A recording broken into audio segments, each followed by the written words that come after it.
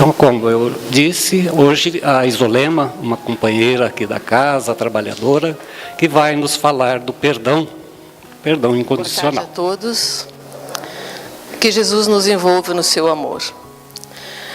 O assunto que nós vamos refletir na tarde de hoje é bastante delicado, porque para falar para os outros que devem perdoar, dizer aos outros que é necessário que desculpem, fica até fácil. Mas quando acontece uma situação desagradável, ou trágica, ou seja lá, a ocorrência que for conosco, aí fica um pouco mais complicado, né? Nós nos achamos injustiçados, nós nos revoltamos, e aí a coisa fica um pouquinho mais difícil. Por isso, sempre que nós nos propomos alguma coisa, é muito importante e é necessário que façamos uma reflexão sobre o que realmente nós queremos. O que de fato nós pretendemos com aquilo que vamos realizar. Seja isso no campo físico ou seja isso no campo espiritual. Eu penso que todos nós, sem exceção, estamos em busca da paz, em busca da felicidade. Penso que é isso que nós mais queremos.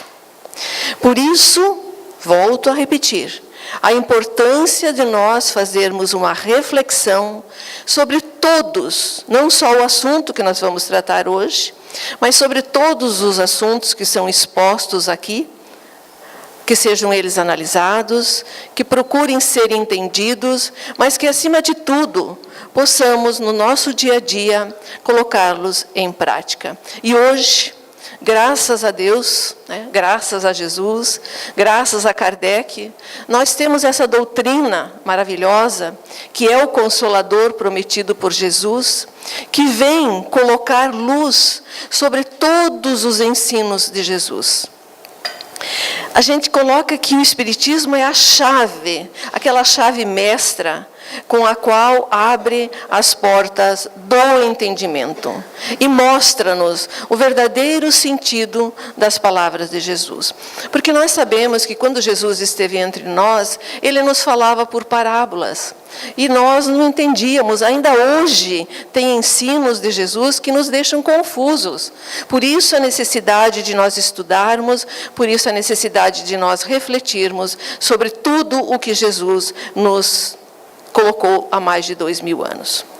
E hoje, então, nós vamos refletir sobre uma passagem maravilhosa de Jesus, que é: bem-aventurados os que são misericordiosos. Jesus, neste momento, nos fala do perdão incondicional. E o que seria perdão incondicional? Perdão incondicional é o que não impõe nenhuma condição para que seja perdoado. O ofendido, na realidade, nem lembra da ofensa. Ele simplesmente não lembra. É se tornar inofendível. Imaginem vocês o dia em que nós nos tornarmos inofendíveis. Hoje, né, por qualquer coisa, uma palavra dita no momento de aspereza, no momento de angústia de alguém, nos ofendemos. E nós, quem sabe, um dia nós vamos nos tornar inofendíveis. Porque só precisa perdoar aquele que se ofende. Gandhi, todos nós sabemos a história de Gandhi, né? Esse líder indiano da não violência, né? Durante toda a sua vida foi perseguido, maltratado, julgado, ofendido. E que no final da sua vida, ele foi perguntado para ele se ele havia perdoado todas as pessoas que o haviam ofendido. E a resposta que ele deu: eu nada tenho a perdoar. Eu nunca me ofendi. Essa foi a resposta de Gandhi. Jesus não se ofendeu e não se ofende. Deus é inofendível. E Ele está sempre nos proporcionando oportunidade de refazermos os nossos caminhos equivocados. Esta vida que nós estamos tendo hoje, esta reencarnação, é o maior exemplo de perdão incondicional de Deus. Essa nossa existência é o maior exemplo de perdão incondicional de Deus, porque Ele nos dá e nos vai dar ainda tantas oportunidades quantas forem necessárias, até aprendermos a amar. E quando nós fazemos o nosso planejamento no mundo espiritual para voltarmos ao corpo físico, que nós nos propomos a vir aqui e nesta existência não falharmos, Jesus, Deus, nos permite que venhamos.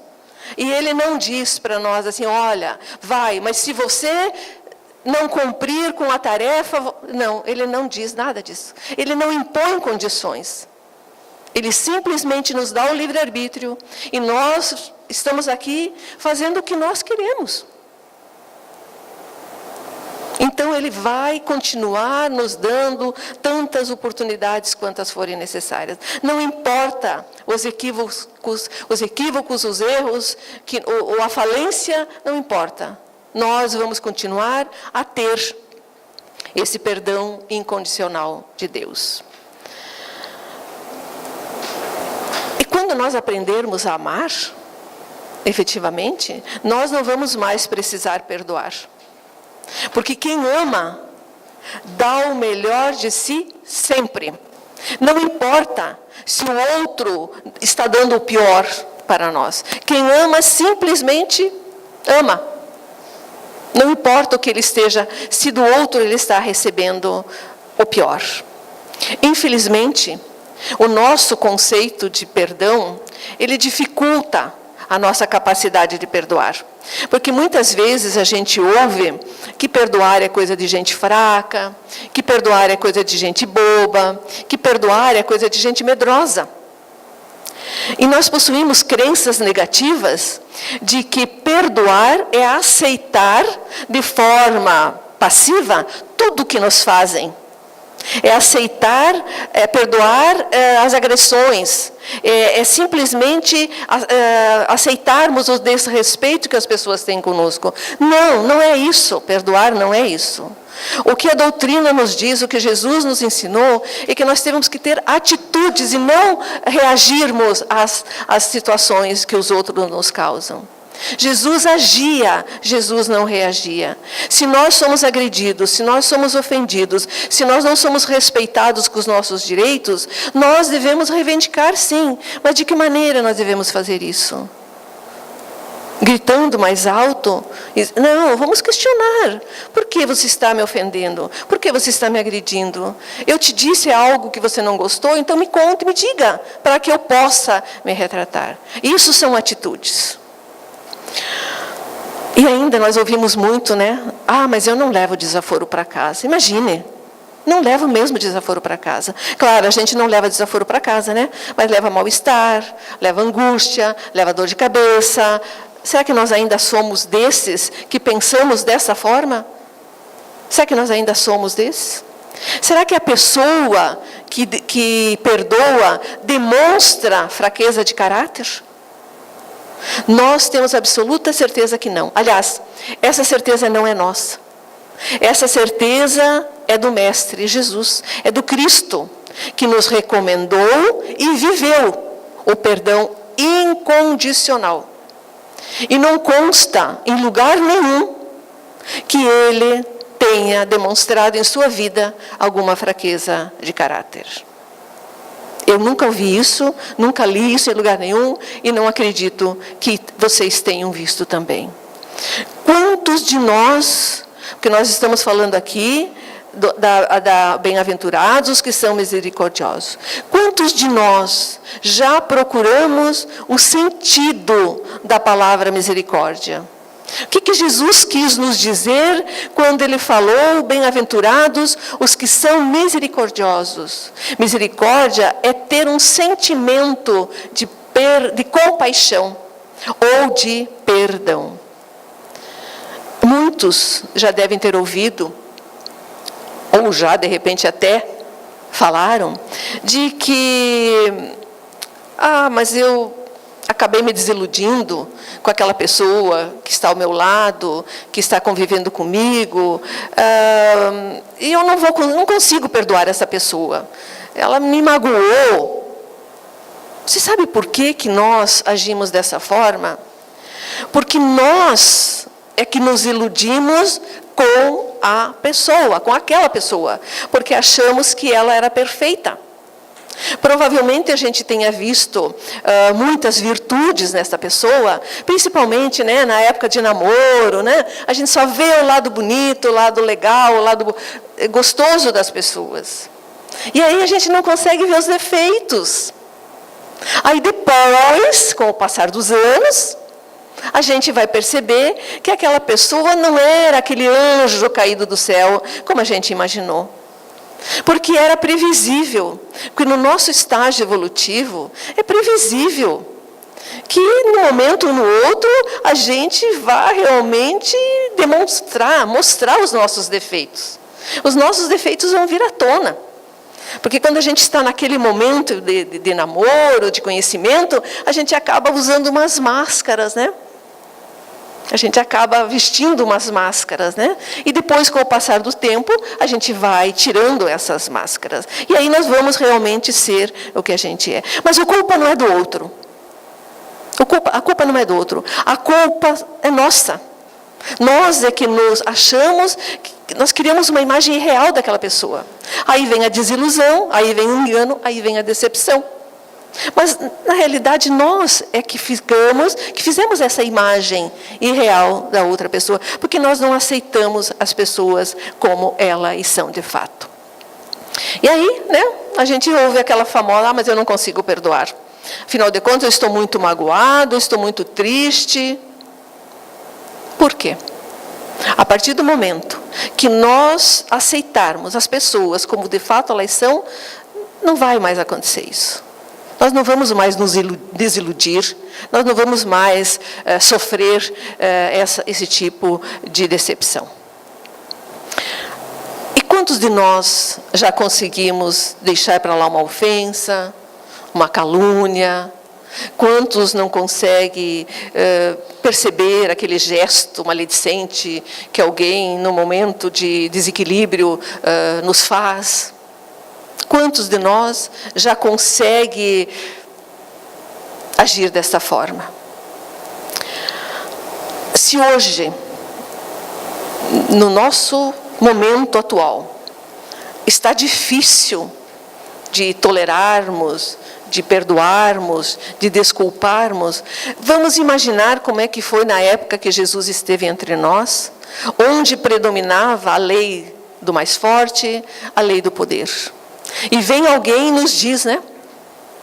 Sede indulgentes, perdoai sempre, não julgueis, amai os vossos inimigos. Será que nós já refletimos sobre essa comovente frase pronunciada por Jesus nos momentos em que ele estava sendo crucificado? Quando ele disse: Pai, perdoa-lhes, porque não sabem o que fazem. Já se passaram mais de 2000 séculos. E muitos de nós ainda não sabemos, de fato, o que estamos fazendo. Que exemplo maior de fraternidade, de humildade, de amor ao próximo, amor aos seus algozes.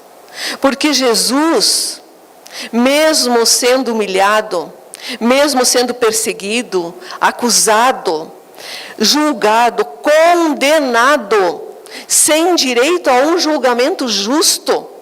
Hoje nós sabemos que eu ia dizer o pior dos bandidos, porque não existe pior dos bandidos, ele está só no momento equivocado, né? Mas aquela pessoa que cometeu a maior atrocidade tem o direito a julgamento gratuito? Jesus não teve.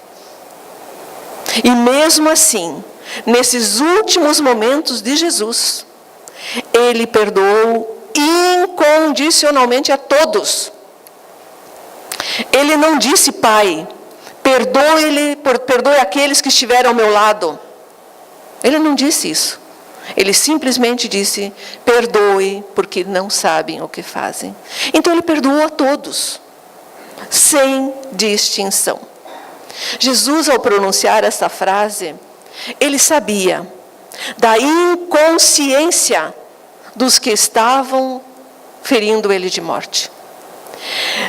Essa frase foi pronunciada por Jesus com profundo pesar, com profunda compaixão, com profunda misericórdia, porque Jesus antevia o quanto a humanidade, ou o quanto nós iríamos nos debater através dos séculos. O quanto essa humanidade ainda vai se debater.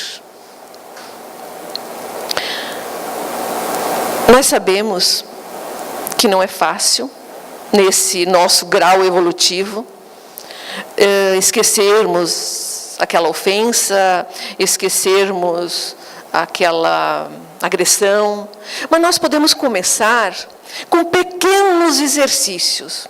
Vamos começar com pequenos exercícios, porque nós não tem como a gente dizer que vai sair daqui agora, vai descer essa rampa, e a partir de hoje não vou mais me ofender, não vou mais revidar, não vou mais me... Não é possível, as coisas não são tão fáceis assim.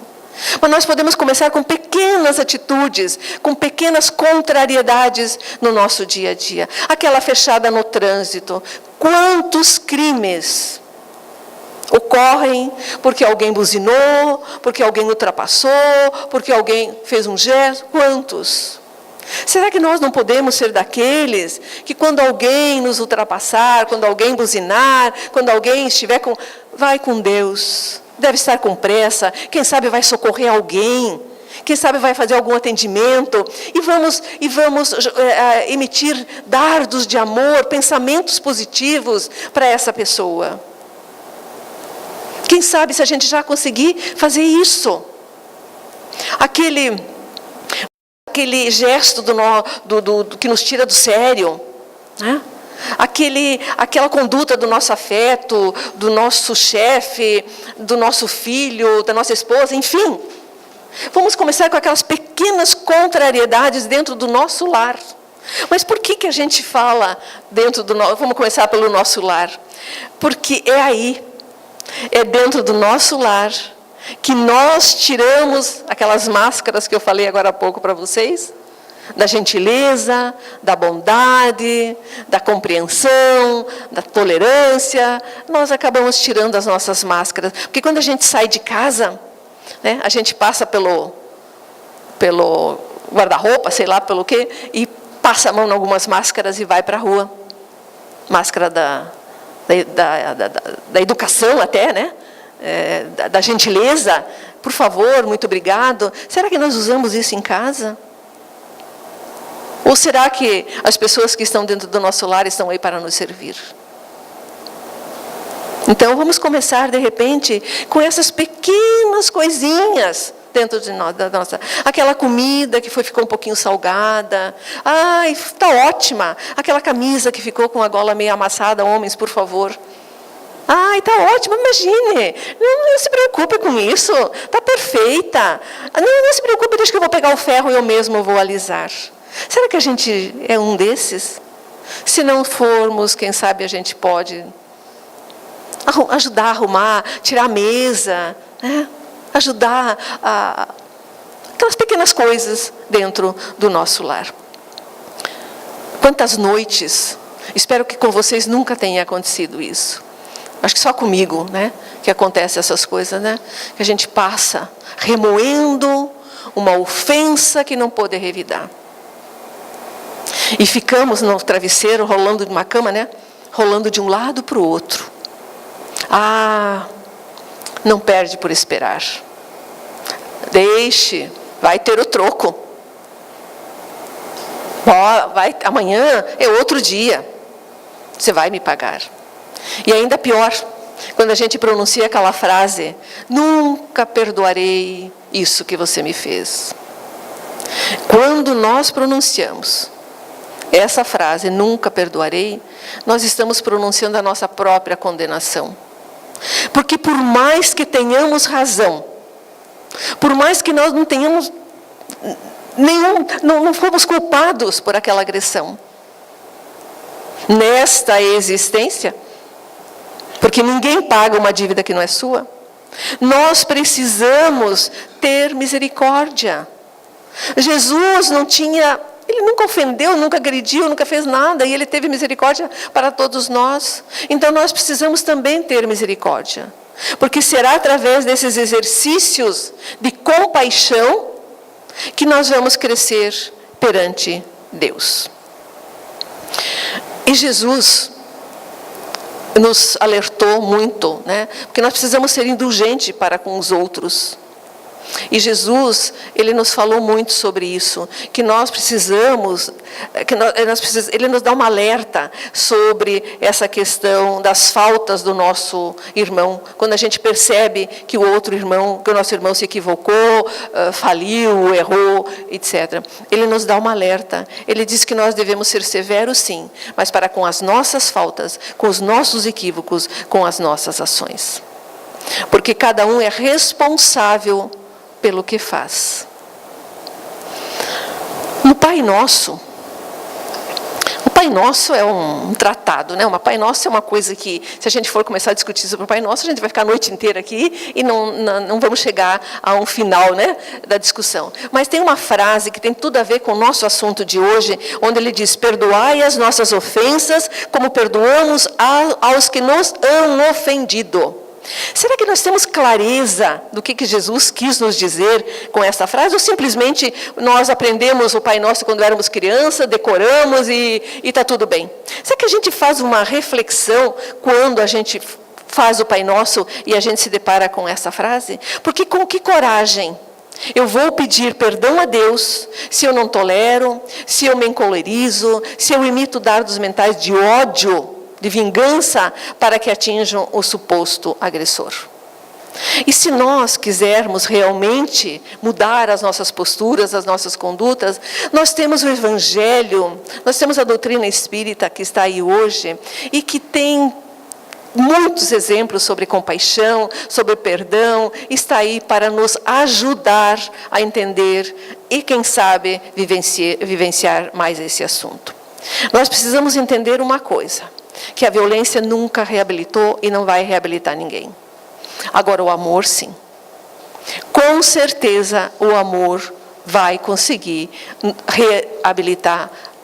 nos reabilitar na realidade. Vocês podem até se perguntar: mas por que será que eu tenho que perdoar ou desculpar? Por que eu tenho que fazer isso?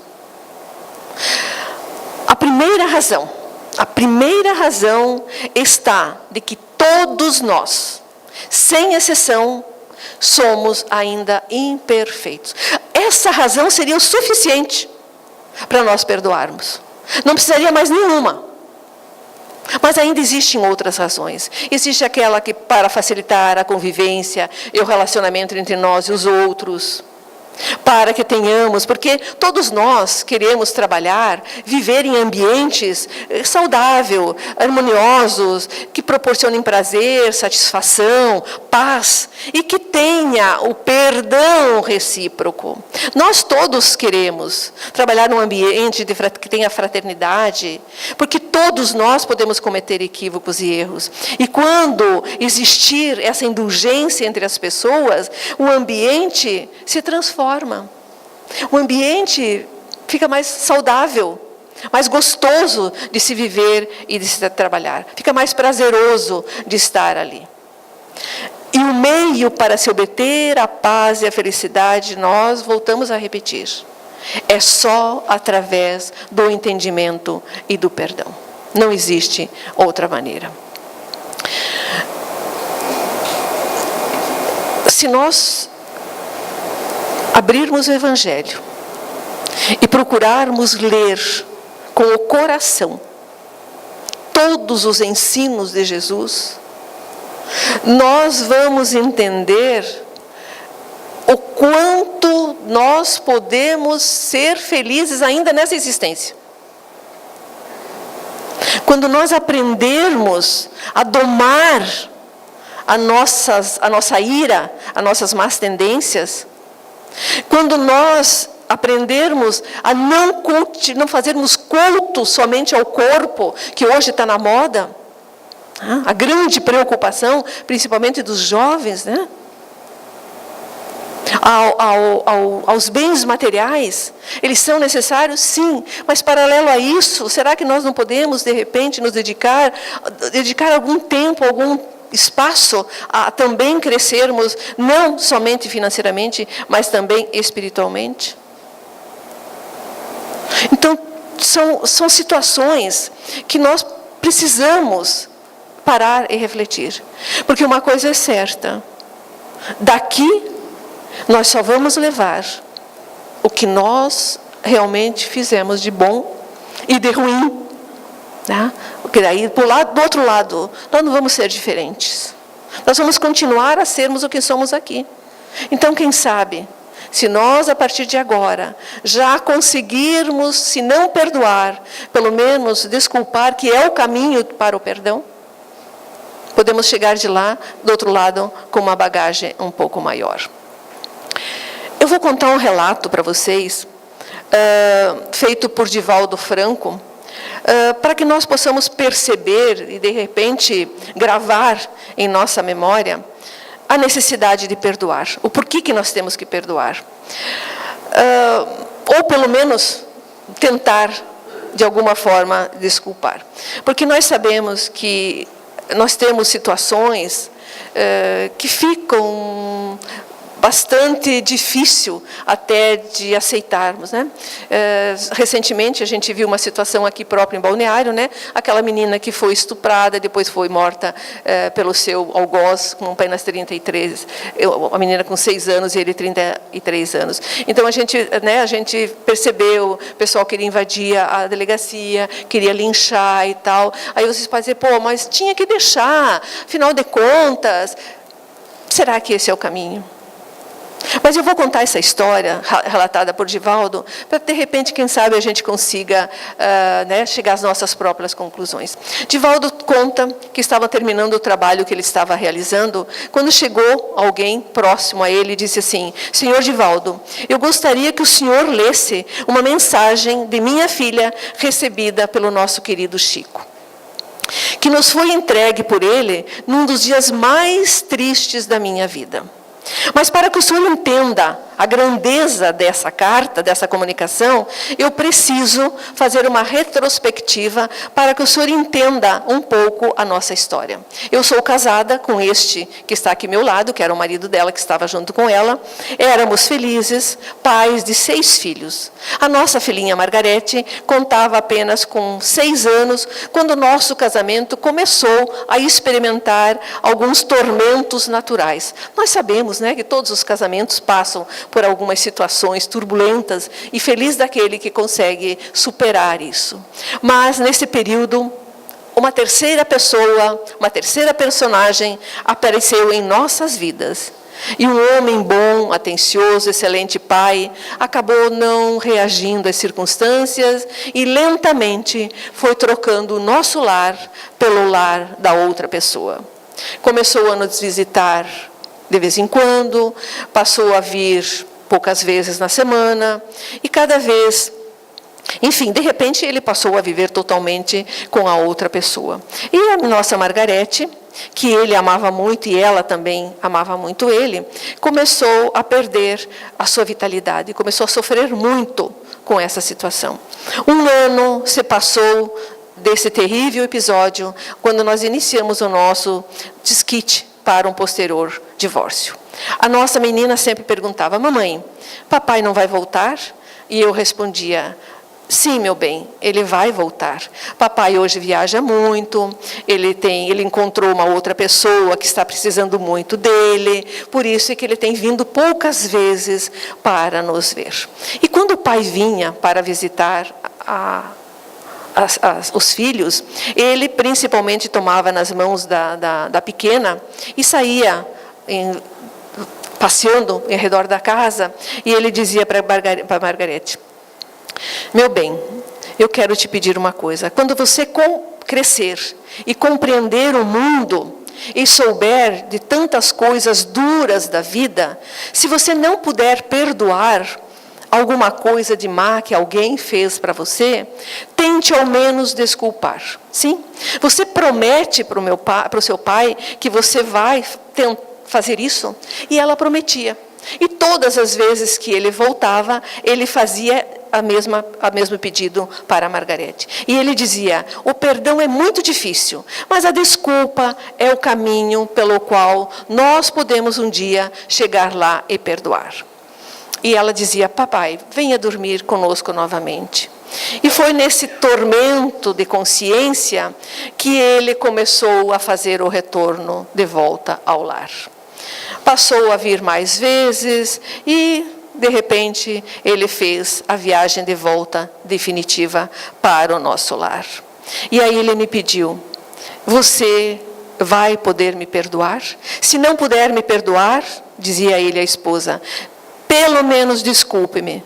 Eu me enganei, eu me iludi e eu estou arrependido e eu quero voltar. Todos nós somos um pouco criança, dizia ele. Ajude-me, você pode me ajudar? E ela respondeu: lógico que eu posso, eu o amo. E ela não estabeleceu neste momento nenhuma condição para ele voltar. Ela simplesmente disse: eu o amo, sempre o amei. Imaginem a vergonha deste homem que chorava convulsivamente nos braços da esposa. Foi nesse momento, nesse tempo, que a Margarete desapareceu. Saindo do jardim, sumiu, como se a terra tivesse engolido. Procuramos o senhor Divaldo em todos os hospitais, necrotério, estações, fizemos varredura e na nossa Margarete não foi encontrada. Uma semana depois, crianças brincando num matagal encontraram o corpo da minha Margarete, totalmente despedaçado, cortado, em estado de putrefação. Quem poderia ter feito isso? A nossa filha. Não houve violência sexual pelos exames. E aí, de pergunta em pergunta, investigação em investigação, chegaram à companheira do meu ex-marido. E ela confessou: matei, diz ela, e mataria 1000 vezes porque ela me desgraçou. Tomou de mim o homem que eu amava. Olhem o amor. E para vingar-me, eu a raptei e matei-a, para que ela nunca mais faça sofrer ninguém como eu estou sofrendo.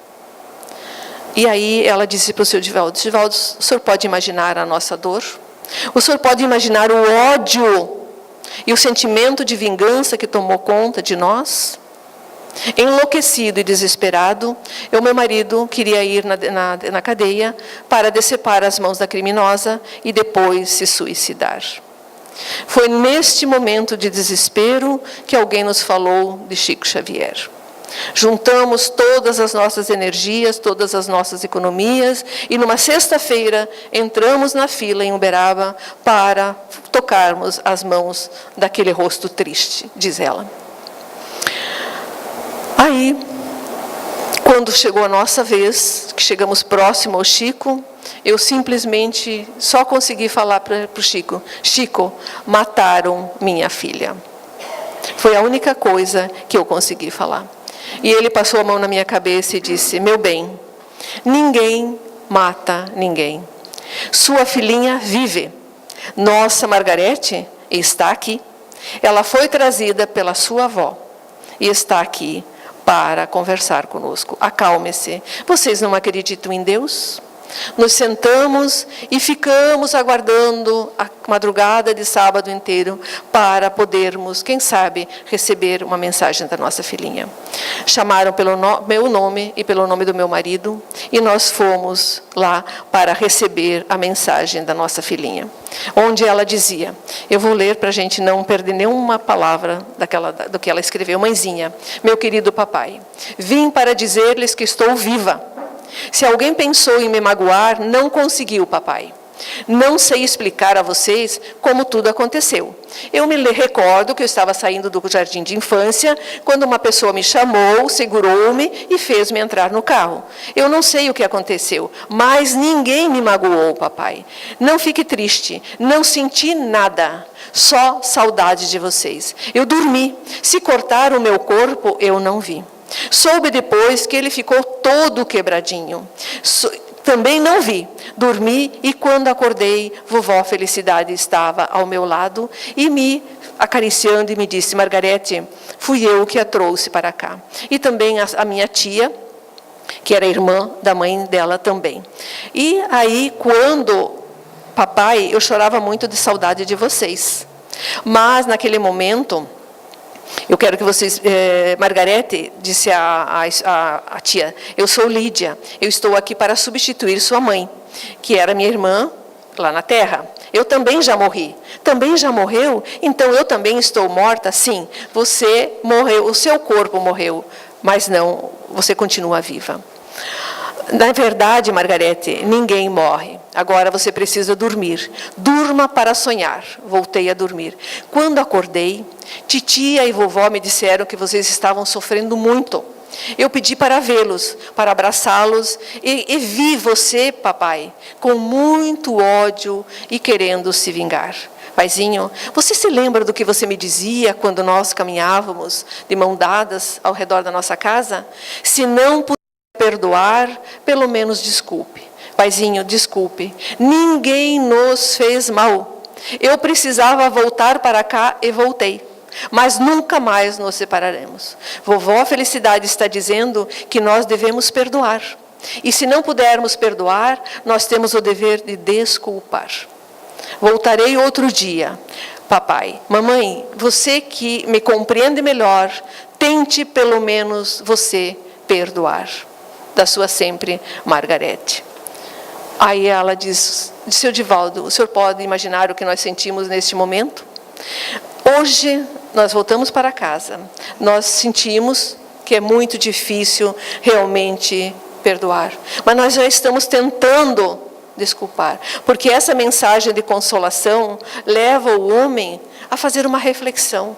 Deve nos levar a fazer uma reflexão. Quantas vezes, por pequenas coisas, nós afastamos amigos, afastamos familiares, não desculpamos, não perdoamos, por bobagens, por pequenas situações. E só a reencarnação explica essas situações, essas ocorrências. Por isso que a gente fala que a doutrina espírita é essa chave que abre as portas para o nosso entendimento. Essas idas e vindas nossas do plano espiritual para o plano físico faz com que nós venhamos a entender mais as ocorrências da nossa vida. Então, se hoje algum de nós está envolvido num contexto de muita dor, de muita aflição, de muita tristeza, de muita mágoa, por alguém que nos tenha causado algum dano, vamos, quem sabe, tentar pelo menos desculpar, se ainda não somos daquele que conseguimos perdoar. Que Jesus nos abençoe e nos envolva no seu amor. Obrigado pela atenção de vocês.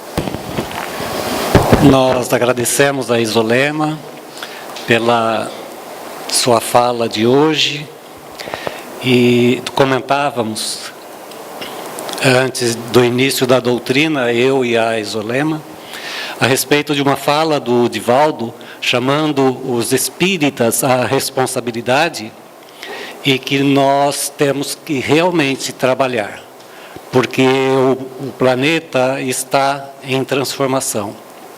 E o Espiritismo, cabe a ele então, modificar o comportamento e o pensamento e o sentimento das pessoas. E ela, então, já pela terceira vez falando do perdão incondicional. É uma luta que todos nós temos que travar contra nós mesmos para corrigirmos os nossos defeitos e também levar avante essa missão para que isso seja divulgado, difundido, para que as outras pessoas também compartilhem desse sentimento. Agradecemos a você, trabalhadora da nossa causa.